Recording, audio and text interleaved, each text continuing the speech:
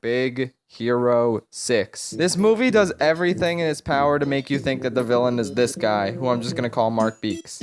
Wait, didn't I already do that joke? Anyway, turns out it's this guy. Professor Callahan? Who could have seen this coming? Me. I think what annoys me about this twist villain is the fact that the movie seems so smug about the red herring that is this guy. There's literally a scene where TJ Miller says, this guy is obviously the mysterious masked villain that we're fighting. Like, I get it, guys, you think you're clever. And then it was this other guy, and wow, I'm shocked. Bet you didn't expect him to be the bad guy. What's his name again? Johnson Smith. Yeah, I love that. Yeah, it's really cool. He's the CEO of Johnson. Yeah, that's really something. What I didn't see coming were his motivations, which were kind of interesting, but they kind of fell apart because his plan was so dumb. You took everything from me when you sent Abigail into that machine. Now I'm taking everything from you.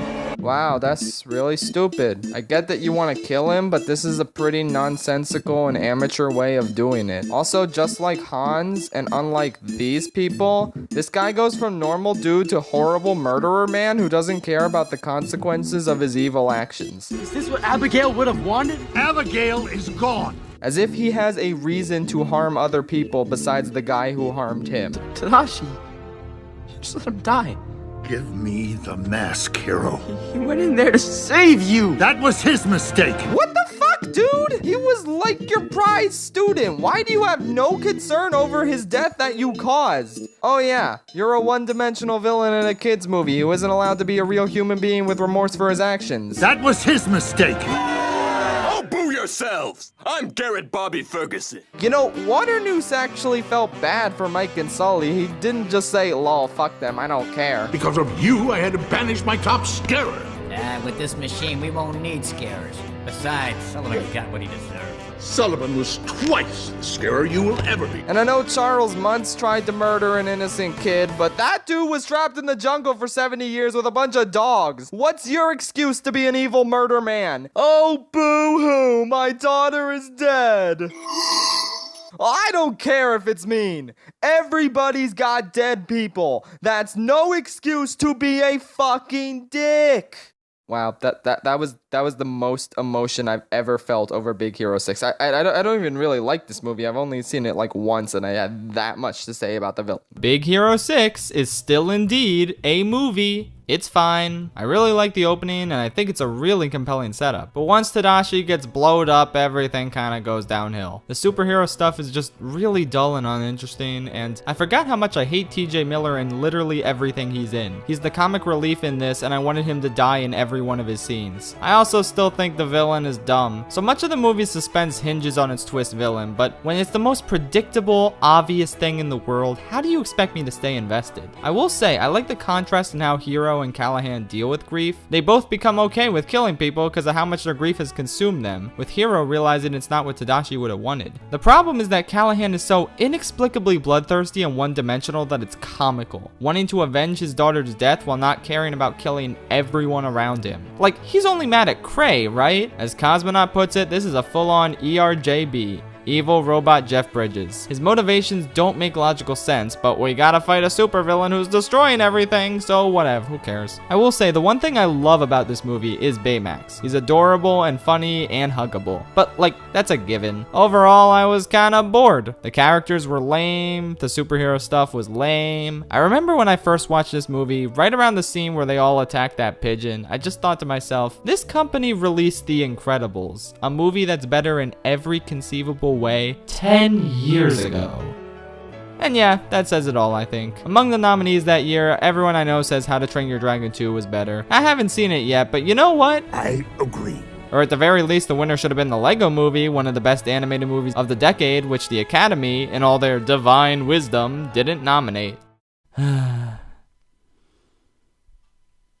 That was their mistake. Oh my god, Professor Callahan is so stupid. Did he even once consider the fact that his daughter is still alive and trapped in the alternate dimension? A real dad would have resolved to rebuild the portal and go in there to get her back. And the fact that he doesn't do this is even worse when you consider that she's still alive. It just occurred to me on this rewatch how ridiculous it is that he goes to the trouble of rebuilding the portal, but not actually using it to try and save his daughter, but because he wants to suck up Cray's fancy new building. He might actually be the dumbest, most incompetent incomprehensible Disney villain of all time. At least the Zootopia sheep and Hans had cunning plans that were logical, even if they were revealed to be evil in stupid ways and didn't need to be in the movie. How come a character as smart as Callahan is said to be never once makes a good decision throughout the entirety of this movie? I guess you can say that was emblematic of how Big Hero 6 is not really a good movie. This is one of those Disney films that just never works for me and continues to not work for me the more I rewatch it. Baymax is amazing, and every time he's doing funny shenanigans on screen, the movie is good. But then they drop the funny Baymax shenanigans pretty quickly in favor of a tepid, boring, played-out superhero origin story. I just watched this movie and I cannot remember a single character trait any of these side characters have. Can you? What is this girl's name?